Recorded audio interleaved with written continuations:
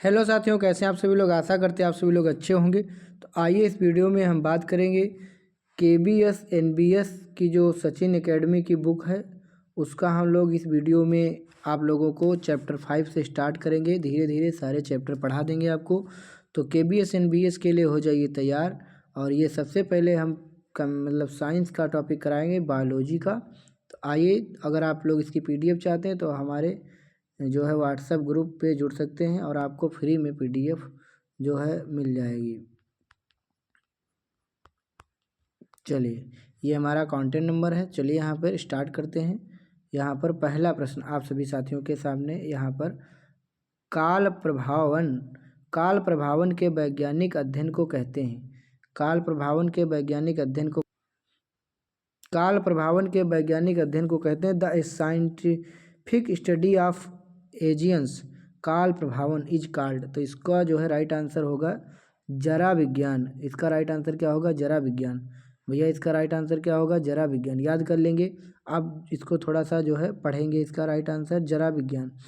वृद्धावस्था और काल प्रभावन का वैज्ञानिक अध्ययन जरा विज्ञान में होता है। जरा मतलब जीर्णावस्था यानी वृद्धावस्था, जिसको हम लोग जीरोंटोलॉजी भी कहते हैं। इसमें जीवों की उम्र बढ़ने की प्रक्रिया तथा पर्यावरणीय प्रभावों का अध्ययन शामिल है। एनाटॉमी शरीर की आंतरिक संरचना को समझाती है।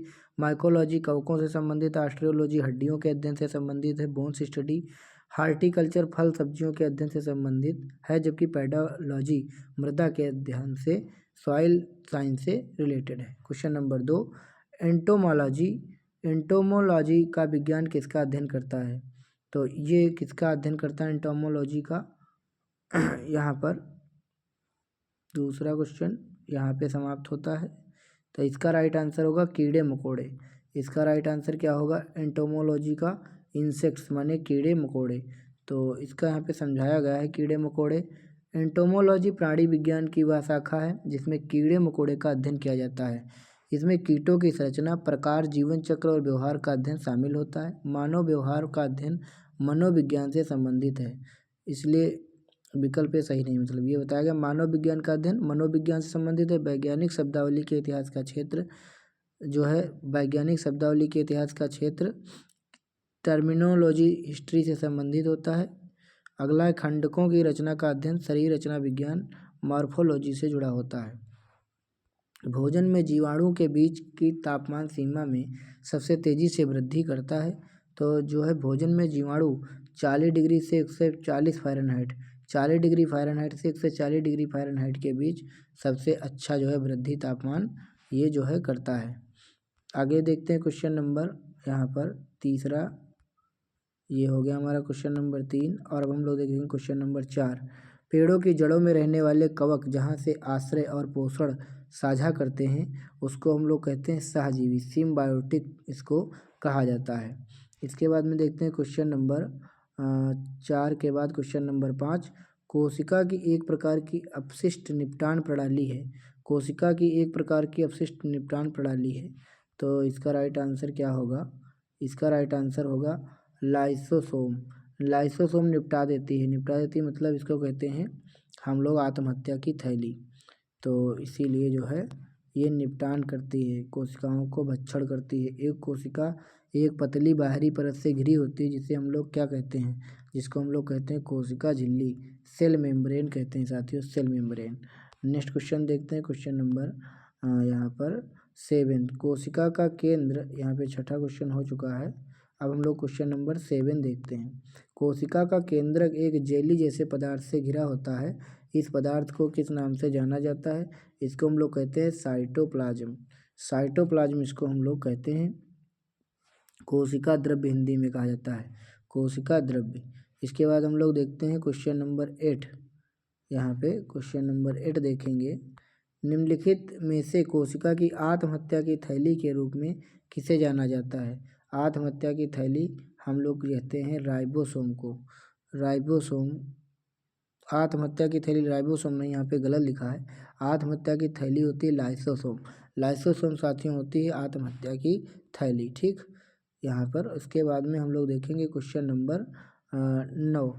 क्वेश्चन नंबर 9 देखेंगे। यहाँ पे कहाँ गया अभी? अच्छा, इसका राइट आंसर यहाँ पे लिखा है। ठीक, लाइसोसोम यहाँ पे भैया लिखा है इसका राइट आंसर। और इसके बाद 9 नंबर आ गया।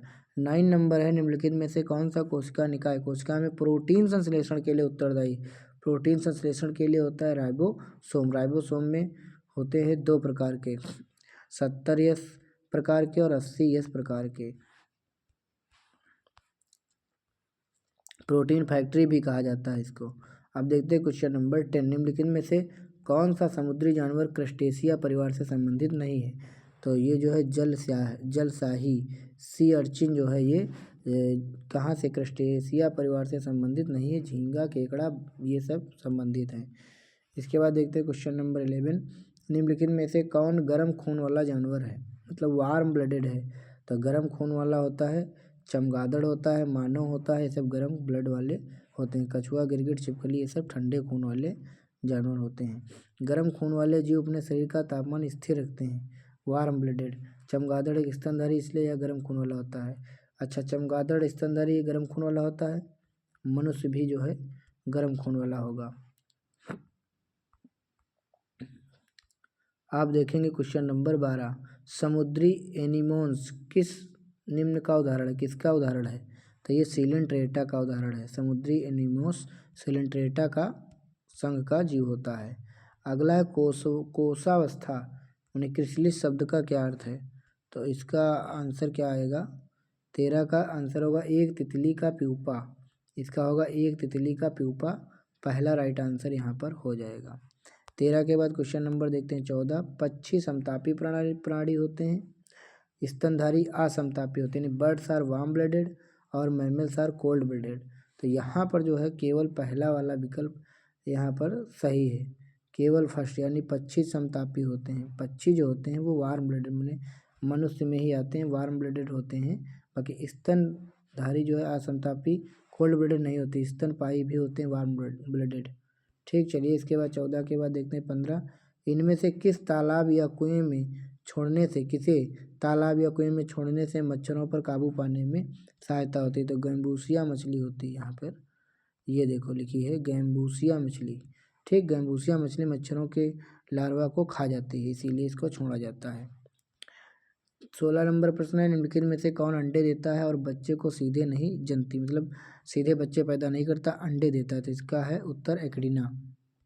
एक्डिना और प्लेटिपस ये दोनों जो है अंडे देते हैं।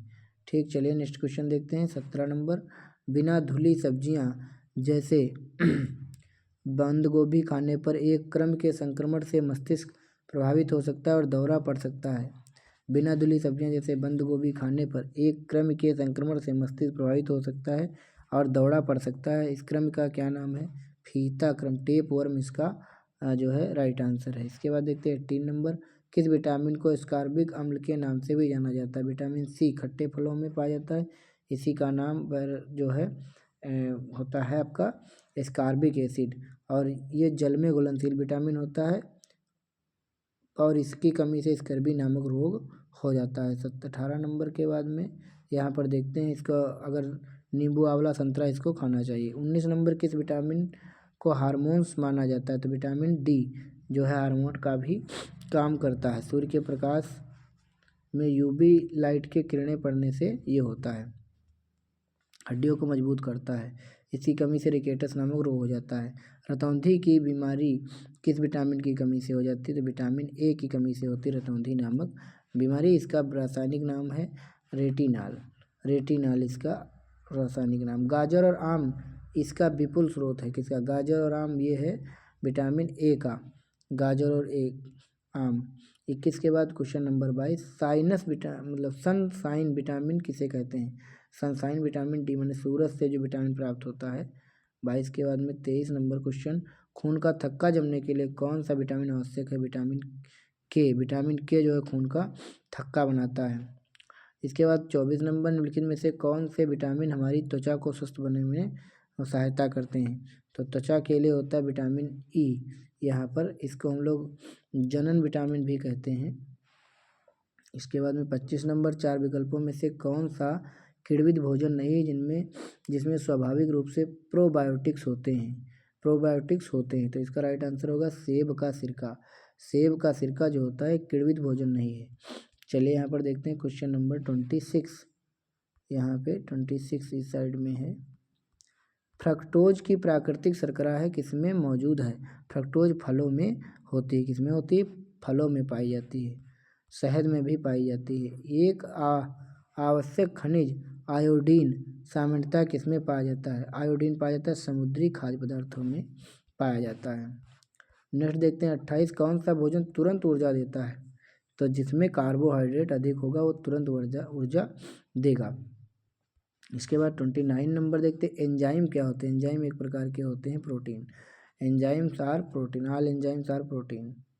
इसके बाद 30 नंबर एंटीबॉडीज जो हमारे शरीर को संक्रमणों से बचाते हैं वे किस प्रकार के यौगिक हैं? तो वो होते हैं एक प्रकार के प्रोटीन, एक प्रकार के होते हैं प्रोटीन।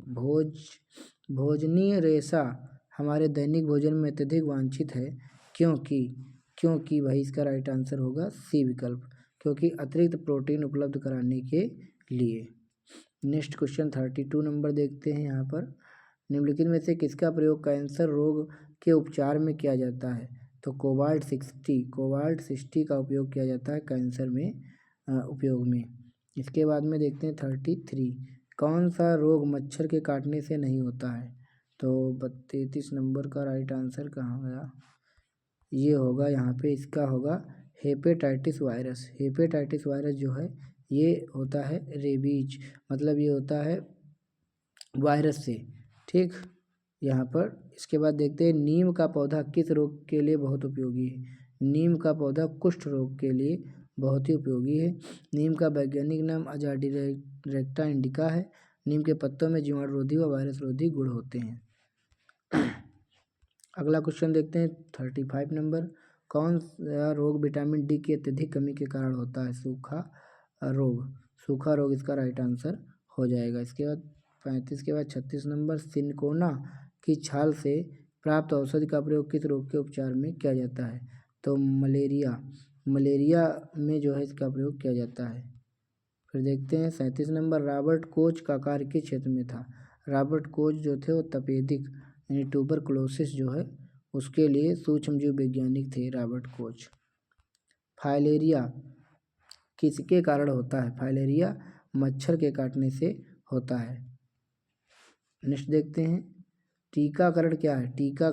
टीकाकरण जो है कृत्रिम सक्रिय उपार्जित प्रतिरक्षा प्रणाली होती है। इसके बाद में 40 नंबर कौन सा गलत समय? विटामिन सी से स्कर्वी सही, विटामिन के से रुधिर का रक्तस्राव जो है, और विटामिन ए से रतौंधी, विटामिन ई से रिकेटस, यही गलत है और यही हमारा राइट आंसर डी विकल्प है, ठीक। ये इसके बाद देखते हैं 41 किस रिकेटस बीमारी किसके अभाव से होती? विटामिन डी के अभाव से। इसके बाद में देखते हैं 42 उस वैज्ञानिक का नाम बताइए जिन्होंने चेचक के विरुद्ध मनुष्यों के प्रतिरक्षण की विधि का आविष्कार किया। चेचक की खोज एडवर्ड जेनर इसका राइट आंसर होगा एडवर्ड जेनर। इसके बाद में देखते हैं 43 पेनिसिलियम नोटेटम की खोज किसने की? Alexander Fleming. यहाँ पर इसका राइट आंसर होगा अलेक्जेंडर फ्लेमिंग, तो यहाँ है नहीं, तो इनमें से कोई नहीं, ठीक। अलेक्जेंडर फ्लेमिंग यहाँ पर राइट आंसर दिया गया है। इसके बाद 44 नंबर परिवार नियोजन की शल्य प्रक्रियाओं में से एक है, तो उसका है वैसोक्टोमी। यह जो है पुरुषों में जो है शुक्रवाहिका नलिका को काट दिया जाता है जिससे जो है शुक्राणु उसमें नहीं जा पाते हैं अंडाणु में। कौन सी बीमारी विषाणु जनित नहीं है? कोढ़ मतलब जिसको लेप्रोसी कहते हैं, कोढ़ जो है ये विषाणु जनित यानी वायरस जनित बीमारी नहीं है। निम्नलिखित में से कौन सी बीमारी जन्मजात नहीं है? पोलियो जन्मजात बीमारी नहीं होती है, मतलब पीढ़ी दर पीढ़ी नहीं होती है। निम्नलिखित में से HDL मतलब हाई, यहाँ पे HDL एवं LDL किस बीमारी के खतरे को बढ़ाता है? लो HDL और हाई HDL यानी निम्न स्तर और उच्च स्तर। तो LDL को गुड कोलेस्ट्रॉल कहा जाता है, हाई डेंसिटी लिपोप्रोटीन, और LDL को बैड कोलेस्ट्रॉल कहा जाता है। तो इसमें कह रहा है कि किस बीमारी के खतरे को बढ़ाता है? तो ये कोरोनरी धमनी का रोग होता है, हृदय रोग। इससे क्या होता है? कोरोनरी धमनी रुक जाती है और हृदय को रक्त नहीं पहुंच पाता है, ऑक्सीजन नहीं पहुंच पाती है, जिससे जो है क्या हो जाता है कि हार्ट अटैक आ जाता है। इसके बाद देखते हैं 48 नंबर क्वेश्चन। यहाँ पे रोग और फैलने के तरीके का कौन सा जोड़ा सही सुमेलित है? पीलिया जो है यहाँ पर पीलिया रक्तदान, टाइफाइड, दूषित भोजन। तो यहाँ पर इसका राइट आंसर नहीं दिया गया है। चलिए मैं यहाँ पे देखूँगा। पीलिया कह रहा है रक्तदान, और टाइफाइड दूषित भोजन, टीबी दूषित जल, डेंगू दूषित जल। डेंगू होता है मच्छर के काटने से, दूषित जल से नहीं होता है। कौन सा जोड़ा कह रहा है रोग और फैलने के तरीके कौन सा जोड़ा सही सुमेलित है? सही सुमेलित है कौन सा है? टीबी भी दूषित जल से नहीं होगी, ये भी नहीं होगी। पीलिया रक्तदान, टाइफाइड दूषित भोजन से नहीं होगा। टाइफाइड होगा भाई किससे? एक एयरबोर्न डिसीज है जो इसके बैक्टीरिया से होता है। जो किससे होता है? बैक्टीरिया। यह संक्रमित व्यक्ति से फैलता है तथा जो है कंटामिनेटेड वाटर से नहीं फैलता है। ठीक, तो यहाँ पर राइट आंसर इसका यही हो जाएगा, बी विकल्प। चलिए नेक्स्ट क्वेश्चन देखते हैं। 49 जापानी एनेफ्लाइटिस मच्छर एक अन्य गंभीर रोग है जो पूर्वी उत्तर प्रदेश में स्थानीय है। कौन सा एन्सेफ्लाइटिस का स्रोत है? तो इसका है सुअर, पिग। नेक्स्ट देखते हैं 50 नंबर, पीलिया किस अवयव के रोग का लक्षण है? ये यकृत का, लीवर का लक्षण होता है। चलिए 51 नंबर क्वेश्चन देखते हैं। किसे पादप वर्ग का उभयचर कहा जाता है? पादप वर्ग का उभयचर कहा जाता है ब्रायोफाइटा का। ब्रायोफाइटा। किस पौधे को औषधि की रानी कहा जाता है? तो पवित्र तुलसी को औषधि की रानी कहा जाता है। 53 क्वेश्चन नंबर देखते हैं, कौन सा कथन सही है? एंजियोस्पर्म में बीजों का विकास अंडाशय के अंदर होता है जिसमें बदलाव होकर फल का निर्माण होता है। सही। ब्रायोफाइटा को पादप वर्ग का उभयचर कहा जाता है, ये भी सही, अभी हमने पढ़ा है। इसके बाद 44 नंबर देखते हैं क्वेश्चन। इसके नीचे होगा बीजों में बीज पत्रों की संख्या के आधार पर एंजियोस्पर्म वर्ग को कितने भागों में बांटा गया है? तो इसको बांटा गया है 2 भागों में। कितने भागों में? 2 भागों में। एक तो नग्न बीजी और एक तो जो है बीजी वाले। यहाँ पर देखते हैं 54 नंबर हो गया। 55 कौन सा पादप जगत का उप समूह नहीं है? तो यहाँ पर हेमिकार्डेटा ये पादप जगत का नहीं है। टेरिडोफाइटा, एंजियोस्पर्म, थैलोफाइटा ये हैं सभी। नेक्स्ट देखते हैं 56 फलियों वाली यानी फलीदार फसल का एक उदाहरण है। तो इसका राइट आंसर होगा दालें। राइट आंसर क्या होगा? दालें। 57 कौन सा जोड़ा सही है? अब अनावृत बीजी फलों के अंदर बीज धारण करें, गलत। अनावृत बीजी, आवृत बीजी नग्न बीज धारण करें, ये भी गलत, दोनों गलत हैं। तो इसका राइट आंसर ना ही 1 ना ही 2। इसके बाद देखते हैं 58 नंबर। 1 मिनट। 58 रेगिस्तानी पौधों में प्रकाश संश्लेषण में होता है तने में। रेगिस्तानी में पत्तियां तो होंगी नहीं, तो तने से हो जाता है। 59 एक पौधे के निम्नलिखित में से किस भाग में प्रकाश संश्लेषण की प्रक्रिया नहीं होती है? तो देखो शाखाओं में, जड़ों में तो प्रकाश संश्लेषण की प्रक्रिया नहीं होगी, यही विकल्प सही है। इसके बाद में 60 नंबर देखते हैं, कौन रबी की फसल नहीं? इसमें से रबी की फसल कौन नहीं? सरसों है, मटर है और गेहूँ है, काला चना, उड़द। यही काला चना जो है, उड़द ये नहीं है। नेक्स्ट देखते हैं यहाँ पर 61 नंबर, कोलेन कायमा ऊतक में क्या पाया जाता है? कोलेन कायमा ऊतक में पाया जाता है द्विबीजपत्री पौधों की बाहरी त्वचा के नीचे परतों में होते हैं। 62 नंबर, प्रकाश संश्लेषण किसका मुख्य कार्य है? तो पत्ता, मतलब पत्तियों में प्रकाश संश्लेषण मुख्यतः होता है। इसके बाद 62 हो गया। 63 नंबर, केसर मसाला बनाते वक्त पौधे का कौन सा भाग उपयोग करते हैं? तो वर्तिकाग्र, स्टिग्मा का प्रयोग किया जाता है। 64 नंबर देखते हैं, यहाँ पर नीचे है, निम्नलिखित पर विचार करें। पहला दिया है जल, अगला दिया है यहाँ पर CO2 सौर प्रकाश, क्लोरोप्लास्ट। तो प्रकाश संश्लेषण के लिए वांछित हैं, तो जल भी चाहिए, कार्बन डाइऑक्साइड भी चाहिए, सूर्य का प्रकाश भी चाहिए, क्लोरोफिल चाहिए। 1 2 3 4 मतलब ये सभी होने चाहिए यहाँ पर, बिल्कुल सही है, सभी चाहिए। फिर 65 पौधों में ग्लूकोज स्टार्च के रूप में संचित ऊर्जा के रूप में रहता है। मनुष्यों में ग्लूकोज संचित ऊर्जा के किस रूप में संचित रहता है? तो ग्लाइकोजन के रूप में संचित रहता है। नेक्स्ट क्वेश्चन देखते हैं 66 समूहों में विषम को ज्ञात करना है। कैलिस कोरेला स्टेमिनस मैड्रिप, तो मैड्रिप सबसे अलग है यहाँ पर जो है, इसको याद रखेंगे। इसके बाद में 67 नंबर, पौधों में वह प्रक्रिया जिसमें जल जलवाष्प के रूप में पत्तियों से बाहर आता है उसको हम लोग कहते हैं वाष्पोत्सर्जन। 67 के बाद 68 नंबर, मनुष्य के शरीर में छोटी आंत की लंबाई होती है, छोटी आंत की लंबाई होती है 7.5 मीटर, 7.5 मीटर होती है। नेत्रदान में आँख के कार्निया को दान किया जाता है। इसके बाद में 70 नंबर, एक सामान्य मानव शरीर में क्रोमोसोम की संख्या कितनी होती है? 46 गुणसूत्र पाए जाते हैं। 71, मानव रक्त का पीएच मान 7.4 होता है जो इसी के बीच में पड़ेगा। इसके बाद 72 नंबर, एंजाइम पेप्सिन का कार्य क्या है? पेप्सिन प्रोटीन का पाचन करता है, यह प्रोटीन को पेप्टोन्स में क्या कर देता है? बदल देता है। इसका सी विकल्प राइट आंसर हो जाएगा। 73, निम्नलिखित में से कौन एक हार्मोन है? इंसुलिन एक हार्मोन है यहाँ पर, बाकी एंजाइम है, ये पेप्सिन, कॉर्टेक्स, ये सब अलग चीज़ है। 74, कौन ग्रंथि नहीं? यकृत तो क्या है?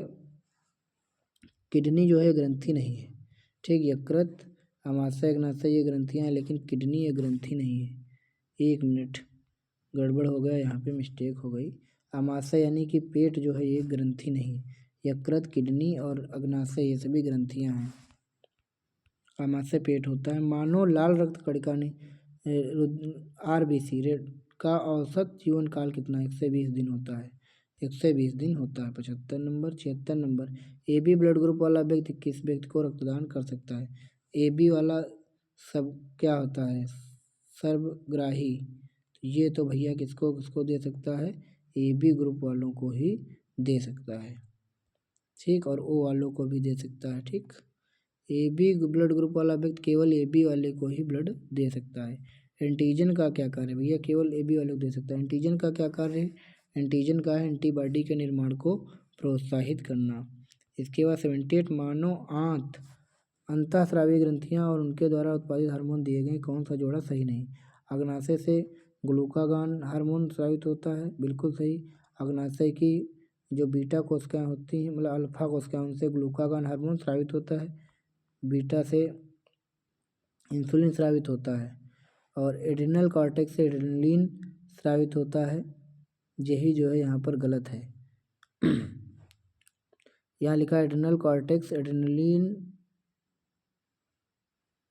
जो है स्रावित नहीं करता, ये दूसरे हार्मोन स्रावित करता है। पीयूष ग्रोथ हार्मोन GH, बिल्कुल सही, और अग्नाशय इंसुलिन का करती है, तो ये सही हो गया। चलिए यहाँ पर देखते हैं 70 कौन सा था? 8, फिर 79, न्यूरॉन क्या है? न्यूरॉन क्या है? न्यूरॉन होते तंत्रिका तंत्र की मौलिक इकाई, ठीक। इसके बाद में 80 नंबर देखते हैं क्वेश्चन, आयोडीन से कीटाणु रहित पानी की सिफारिश किसके हेतु नहीं की जा सकती है? तो गर्भवती महिलाओं के लिए जो है, इसके लिए नहीं कर सकते हैं। क्या कह रहा है? गर्भवती महिलाओं को आयोडीन रहित किया गया पानी पीने की सलाह नहीं दी जाती, उनको आयोडीन से भरपूर पीना चाहिए। आयोडीन थायराइड ग्रंथि के सही कार्य करती है, इसलिए इसकी कमी हानिकारक हो सकती है। 81 नंबर क्वेश्चन है, जीव संदीप्त तरंगों के लिए जिम्मेदार हैं, तो प्लावक की शैवाल फुल्लिका, सी विकल्प यहाँ पर राइट आंसर हो जाएगा। इसके बारे में यहाँ पे पढ़ लेना। चलिए 82 नंबर क्वेश्चन देखते हैं कौन सा कथन सही है। तो यहाँ पर वायु में वाष्पन और वाष्पोत्सर्जन से जलवाष्प में जो है मिलती ही रहती है, सही है। महासागरों तथा जलीय भागों के बीच जल के चक्रण को जल चक्र कहते हैं, ये भी सही है, दोनों सही हैं। इसके बाद 83, कौन सा कथन सही है? रसोई घर के कचरे को भूक्रम अथवा लाल केंचुओं द्वारा कंपोस्ट में परिवर्तित करना वर्मी कंपोस्टिंग कहलाता है, बिल्कुल सही। रसोई घर के अवशिष्ट के सहित पौधों एवं जीव जंतु अवशिष्टों को खाद में परिवर्तित करना कंपोस्टिंग कहलाता है, शायद दोनों सही हैं। 83 दोनों सही हैं। इसके बाद 84, कौन सा कथन सही है? रसोई घर के, अच्छा ये तो दोबारा क्वेश्चन आ गया है, यहाँ पे दोनों सही हैं। 85, ऑस्ट्रेलोपिथेकस डियरेमेडा नामक नई मानव पूर्वज प्रजाति किस देश में पाई गई है? इथियोपिया में पाई गई है, ठीक। चलिए 86 नंबर, प्राकृतिक चयन के सिद्धांत का प्रतिपादन किसने किया? तो ये डार्विन साहब ने किया था। 87 नंबर क्वेश्चन यहाँ पे देखेंगे। 87, ये 88 हो गया। 87 यहाँ पे जो है, ये 87 है। यहाँ पे नंबर नहीं पड़ा है। कथन कह रहा है कि सुक्रोज टेस्टेड स्वीट, मतलब कथन कहता है जो सुक्रोज होता है, चीनी, वो मतलब चखने में मीठी लगती है। और रीजन आर कहता है कारण सुक्रोज इन्वर्टेज एंजाइम को जीवित तंत्र में मौजूद होते हैं द्वारा ग्लूकोज तथा फ्रक्टोज में रूपांतरित हो जाता है। तो ये भी बिल्कुल सही है। ए आर दोनों सही, आर ए का सही स्पष्टीकरण भी है। यामानाका और गुर्देन नामक निम्नलिखित में से किससे संबंधित है? तो ये भैया किससे संबंधित? 88 का राइट आंसर है बी। यह कोशिका चक्र विनियमन के अध्ययन से संबंधित, यहाँ पे इसको आप लोग पढ़ सकते हैं। 89 जो है कच्चे पदार्थों से मिलाना है, ओटाई, संशोषण, चीरना, लच्छे बनाना। तो इसका राइट आंसर क्या होने वाला है? 2314, माने 2314 का मतलब है यहाँ पर 2314 पहला जाएगा 2 से, एक सेकंड, पहला जाएगा 2 से, दूसरा जाएगा 3 से, और तीसरा जाएगा 1 से, और चौथा जाएगा 4 से। यानी यहाँ पे समझेंगे, ओटाई हो जाएगा किससे संबंधित? कपास से, और संशोषण जो हो जाएगा चमड़ा से, और चीरना हो जाएगा भेड़ की ऊन से, और लच्छे बनाना हो जाएगा रेशम से। चलिए नेक्स्ट क्वेश्चन देखते हैं। यहाँ पे बताया गया है। इसके बाद में 90 देखते हैं। जैव प्रौद्योगिकी में शामिल नहीं है। तो जैव प्रौद्योगिकी में जो है सभी शामिल हैं, ये सभी शामिल हैं। ठीक, व्यक्ति का औसत बौद्धिक स्तर IQ लेवल कितना होता है? तो व्यक्ति का होता है 90 से 110 के बीच। कीट के शरीर के मुख्य भाग, शरीर के खंड कितने होते हैं? 3 खंड होते हैं। कितने? 3 खंड होते हैं, सिर, वृक्ष और उदर। 93 तत्काल ऊर्जा के लिए खिलाड़ी निम्नलिखित में से क्या लेते हैं? तत्काल ऊर्जा के लिए क्या लेंगे? सुक्रोज, जो तुरंत ऊर्जा दे देता है। तो साथियों यहाँ पे जो है मतलब बायोलॉजी समाप्त हो चुकी, अब है फिजिक्स की बारी। चलिए फिजिक्स देखेंगे नेक्स्ट वीडियो में, तब तक के लिए धन्यवाद।